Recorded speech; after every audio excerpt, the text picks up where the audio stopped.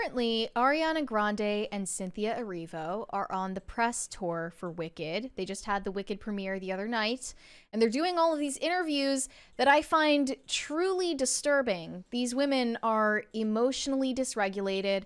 They are bursting into tears. I don't know if it's the sleep deprivation, if they're on some cocktail of SSRIs and birth control, or what's going on right now, but they are crying in just about damn near every single one of these interviews about the movie, and it's not anything that makes me want to go see a movie any more or less. It's just weird that they can't contain themselves, and it's not really giving happy tears. It's actually, you're just like super emotionally unstable tears. Yeah. So in this interview, they asked Ariana Grande and Cynthia Erivo this question: in what way has the person sitting next to you changed you for good? Let's take a look at that first video, because bro, they haven't even known each other that long. I swear, like, I don't think they have, but it basically incapacitated Ariana Grande. Like, she could not speak.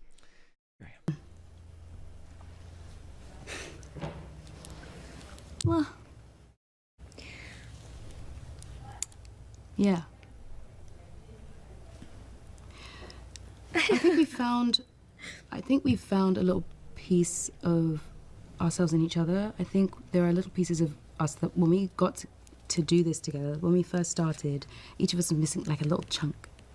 And I think we've been able to see in each other a bit of a reflection. And so I think I've gotten a little bit of her softness, and she's got her strength, a little bit of my strength. Yeah. Bro, what does that even mean? And what does this have to do with the movie?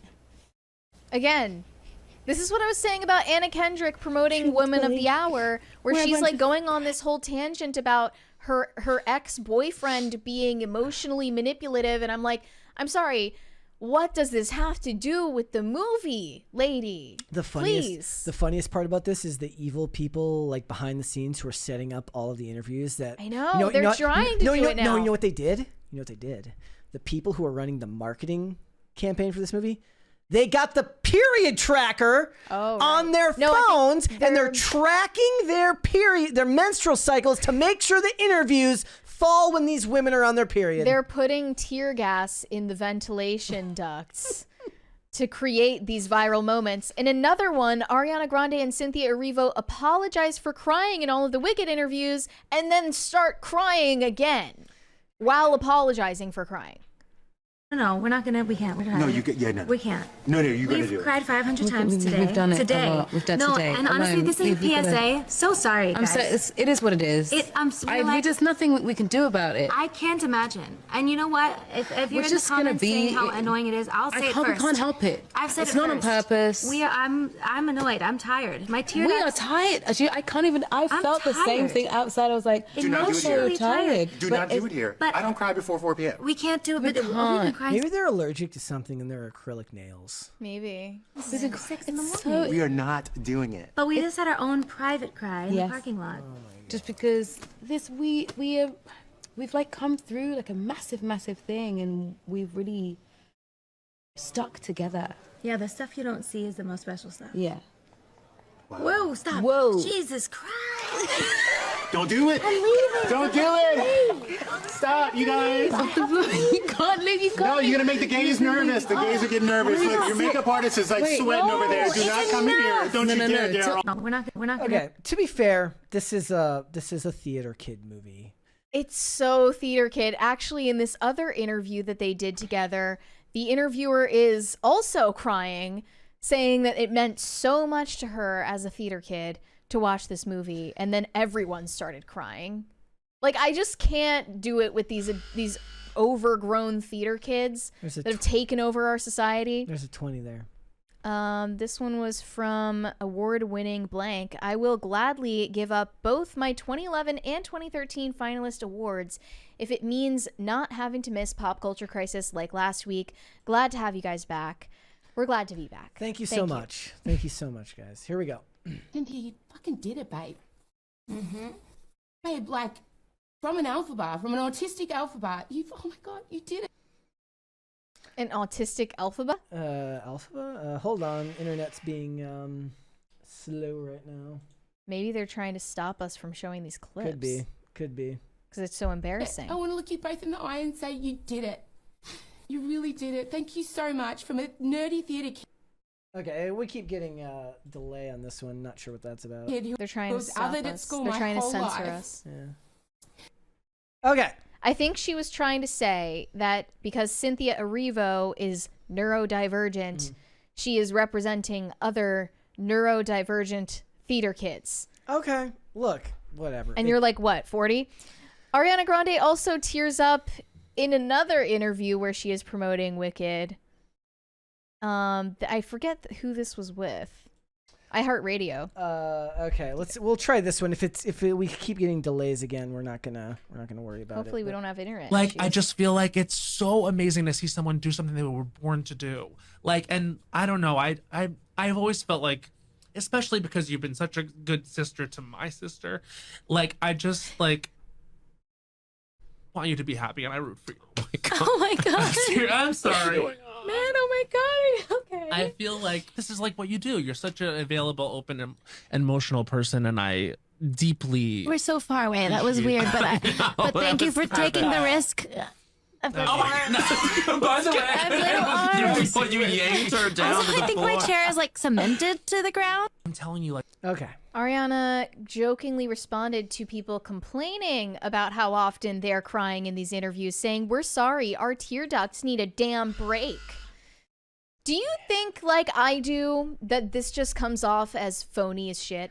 Yeah, like I've made it's faux vulnerability for marketing purposes. I've made the point before. It's like there's a difference. Like I don't even really buy it when people do it with their phone in their room when they set up the tripod and stuff like that. To me, there's actually something unbelievably nefarious about the idea of doing so regularly. First of all, it strips the meaning behind actual moments, of vulnerability. But if Can you imagine if we like cried on this show?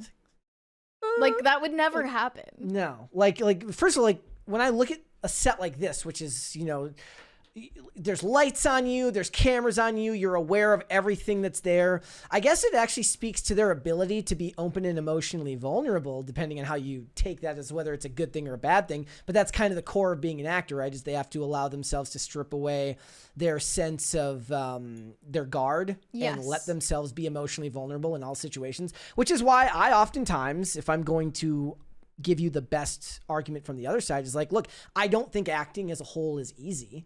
I think that what they have to do is actually tremendously difficult to be able to find a character, inhabit that character, remove all of who you are from that role, and then give a performance that speaks to people. That's not necessarily easy, but what we're seeing is not that. Well, what we're seeing is just a bunch of people crying for the sake, like they're not even talking about anything that's super emotional. They're not even talking about the movie, which is the most important part, right? That's why you're doing all of these interviews, is to sell the movie to people who might not be convinced yet to go see it. And I'm one of those people, right? Yeah. I find all of this disturbing. And her emotional outbursts aside, I did want to say something positive about Ariana Grande, and she did exactly what you just said. She actually said this in one of these interviews. She said she deleted as much about Ariana Grande as she possibly could to embody the role of Glinda in the movie. That's important. That's why she completely changed her appearance. She completely changed her voice and essentially did a version of method acting to embody this role. But now I feel like the mythology around this movie has gone completely off the rails, where fans are saying doing this movie like healed Ariana Grande's trauma from her childhood. Look, it's perfect marketing for women and theater kids. Like, what does that even mean? But they won't explain what it means. And they're saying that Ariana has been dreaming about this for her entire life, and this is like her crowning achievement. She's gonna get an EGOT, and now she's gonna be happy forever because she played Glinda. Like, what? I can we just talk about the movie? Can you just sell me the movie? Yeah. There's make that interesting to me, not yourself mythologizing about how you got the role. If I'm being fair to them, this is probably the exact type of marketing this movie should be doing.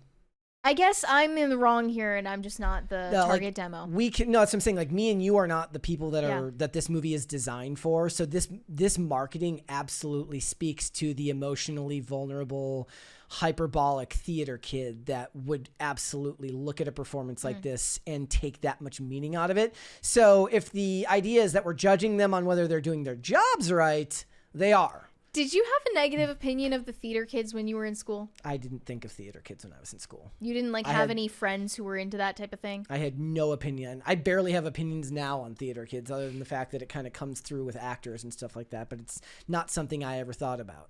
My high school didn't have a football team. We didn't have a lot of things, but we definitely had a big theater program. I was not a part of it, but a lot of people were. Seems like you would make fun of the theater kids, even back then. Behind closed doors, but they were nice and everything, but everyone knows that the kids who are in theater are the most dramatic offstage. Yeah. Thanks for watching. Listen to full episodes of Pop Culture Crisis on Spotify. Keep up with us on social media and make sure you subscribe and ring that bell so you never miss the show. Bye, guys.